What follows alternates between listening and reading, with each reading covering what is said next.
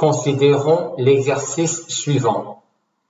On considère un triangle ABC ayant pour côté les côtés AB, AC et BC. On note S l'aire de ce triangle et P son demi-périmètre. Et on souhaite démontrer la formule dite de Héron, à savoir S égale la racine carrée de P fois P moins A fois P moins B fois P moins C. Pour démontrer cela, on va commencer par exprimer S carré naturellement en fonction de B, C et θ. θ est quadrangulaire entre AB et AC. On va en déduire une expression de S carré uniquement en fonction de ABC, puis on conclura. Tout d'abord, grand S, c'est 1/2 de la base fois la hauteur. Et la hauteur BH, quelle que soit la forme du triangle, est toujours AB multiplié par sinus θ, où θ est l'écart angulaire entre AC et AB. On élève cela au carré, et j'ai une première expression de S carré. Dans cette expression-là, apparaît sinus carré θ.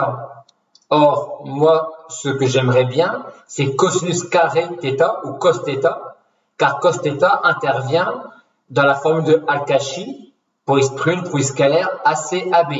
Et le produit scalaire AC-AB, je sais que je peux l'exprimer en fonction des longueurs des côtés de mon triangle. Pour faire apparaître le produit scalaire AB-AC, je remplace sinus carré θ par 1 moins cosinus carré θ, ce qui me donne cette expression-là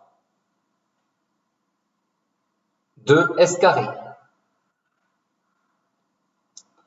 Dans cette expression-là, je vais maintenant remarquer que cette quantité-là n'est rien d'autre que le produit scalaire AB-AC au carré. Et maintenant, on va exprimer le produit scalaire AB-AC uniquement en fonction des longueurs des côtés de mon triangle grâce à la formule d'Al-Kashi.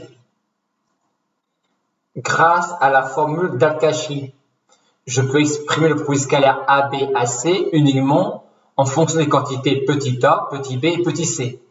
Et en remplaçant dans l'expression de grand S carré, on obtient grand S carré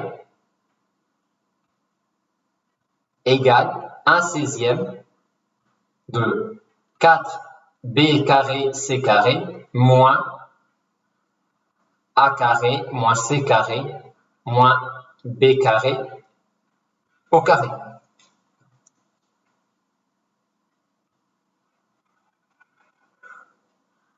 Et maintenant, il ne reste plus qu'à factoriser cette expression-là pour arriver à l'expression voulue de grand S carré dans la formule de Héron. Donc, à partir de l'expression qu'on avait obtenue, en utilisant les identités remarquables, on arrive bien à la formule dite de Héron.